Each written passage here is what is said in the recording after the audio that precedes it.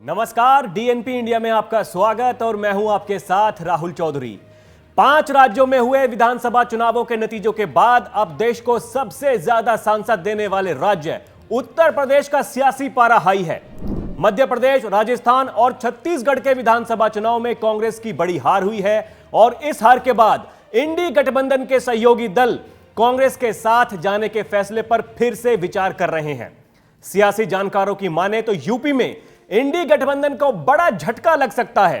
गठबंधन की party RLD या राष्ट्रीय लोकदल, जो पश्चिम यूपी में काफी सक्रिय है, अब आगे की रणनीति पर प्लान कर रही है और अपने फैसले पर फिर से विचार कर रही है। ऐसे में अब गठबंधन के लिए नई चुनौती खड़ी हो सकती है। दरअसल राष्ट्रीय लोकदल पार्टी के राष्ट्रीय उपाध्यक्ष शाहिद सिद्दीकी ने मीडिया से बात करते हुए एक ऐसा बयान दिया है जिसके बाद इंडी गठबंधन के नेता और समाजवादी पार्टी के मुखिया अखिलेश यादव की भी टेंशन बढ़ गई है। उन्होंने कहा कि पार्टी की जल्द ही बड़ी बैठक होने वाली है। इस बैठक में हम आगामी चुनाव के लिए गठबंधन पर विचार करेंगे। बैठक में विचार किया जाएगा कि इंडिया गठबंधन में रहना है या उससे अलग रास्ते पर चलना है। कांग्रेस 3 राज्यों के विधानसभा चुनाव में अपनी राजनीतिक ताकत दिखाने में असमर्थ रही है।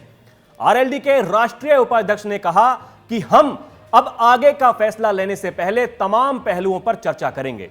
खबर यह भी है कि अगर इंडी गठबंधन की बैठक 6 दिसंबर की हो गई होती तो अखिलेश यादव की तरह जयंत चौधरी भी उस बैठक से दूरी बना सकते थे। दरअसल राजस्थान विधानसभा चुनाव में कांग्रेस के साथ आरएलडी का गठबंधन हुआ था। इस गठबंधन में कांग्रेस ने आरएलडी को केवल 1 सीट दी थी, जबकि पार्टी अध्यक्ष जयंत चौधरी ने कांग्रेस से 4 से 5 सीटें मांगी थीं, लेकिन कांग्रेस ने इतनी सीटें देने से मना कर दिया था।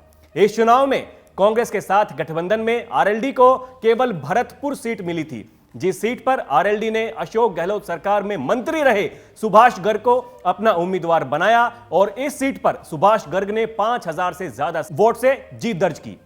आपको बता दें कि उत्तर प्रदेश में समाजवादी पार्टी और राष्ट्रीय लोकदल के बीच गठबंधन है और चंद्रशेखर आजाद रावण की पार्टी आजाद समाज पार्टी भी इसका हिस्सा है। हिंदी पट्टी वाले 3 राज्यों में बीजेपी की जीत ने कई पार्टियों के लिए अब चुनौती खड़ी कर दी है।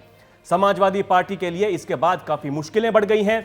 इन चुनावों में आजाद समाज पार्टी का प्रदर्शन अखिलेश यादव की समाजवादी पार्टी से सभी राज्यों में बेहतर रहा है और इसके बाद चंद्रशेखर आजाद ने प्रतिक्रिया भी दी है। चंद्रशेखर आजाद ने कहा कि मैं राजस्थान और मध्य प्रदेश के हर उस व्यक्ति को धन्यवाद करता हूं जिसने आजाद समाज पार्टी पर भरोसा दिखाया। मुझे बताते हुए बड़ी खुशी हो रही है कि 10 सीटों से ज्यादा सीटों पर आजाद समाज पार्टी तीसरे नंबर पर रही। इसके अलावा 2 सीटों पर आजाद समाज पार्टी दूसरे नंबर पर रही। इन दोनों सीटों पर पार्टी को 74,069 और 54,185 वोट मिले।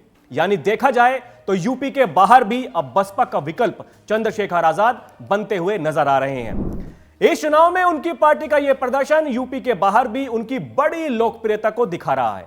वहीं दूसरी ओर देखा जाए तो राजस्थान विधानसभा चुनाव में सपा का प्रदर्शन बेहद ही खराब रहा। पूरे चुनाव में समाजवादी पार्टी को 4000 से भी कम वोट मिले। वहीं मध्य प्रदेश, छत्तीसगढ़ और राजस्थान में पार्टी को नोटा से भी कम वोट मिले। अब क्योंकि जयंत चौधरी और चंद्रशेखर आजाद के काफी अच्छे संबंध माने जाते हैं और चंद्रशेखर तो अनेकों बार यह कह चुके हैं कि जयंत चौधरी मेरे बड़े भाई हैं। उनके दादा चौधरी चरण सिंह मेरे आदर्श हैं, जिनसे प्रेरित होकर मैंने राजनीति में कदम रखा है। जयंत और चंद्रशेखर को कई बार मंच साझा करते हुए भी देखा गया है। खतौली विधानसभा उपचुनाव में भी आरएलडी की जीत के पीछे चंद्रशेखर आजाद रावण की बड़ी भूमिका मानी जाती है। ऐसे में यह कयास लगाए जा रहे हैं कि राष्ट्रीय लोकदल और आजाद समाज पार्टी मिलकर गठबंधन से अलग होकर अलग चुनाव लड़ सकती है, क्योंकि एक तरफ जयंत चौधरी को जाट बिरादरी और किसानों का अच्छा समर्थन प्राप्त है, वहीं दूसरी ओर भीम आर्मी चीफ चंद्रशेखर रावण को दलित बढ़ चढ़कर पसंद कर रहे हैं। इन सब के अलावा जयंत चौधरी के एनडीए गठबंधन में शामिल होने की भी आशंकाएं जताई जा रही हैं। हालांकि अभी तक इस पर खुलकर किसी ने भी बात नहीं की है, लेकिन बीजेपी के द्वारा कई बार जयंत चौधरी को यह ऑफर दिया जा चुका है और हाल ही में एक न्यूज चैनल से बात करते हुए पश्चिम यूपी से बीजेपी के सांसद संजीव बालियान ने राष्ट्रीय लोकदल चीफ जयंत चौधरी के एनडीए में एंट्री पर एक बयान भी दिया है। बालियान ने कहा कि मैं मूल रूप से बीजेपी का हूं, इंपॉर्टेंट नहीं हूं। मेरी पार्टी जो फैसला लेगी मैं उसके पक्ष में हूं। पार्टी को जो ठीक लगेगा वो करेगी।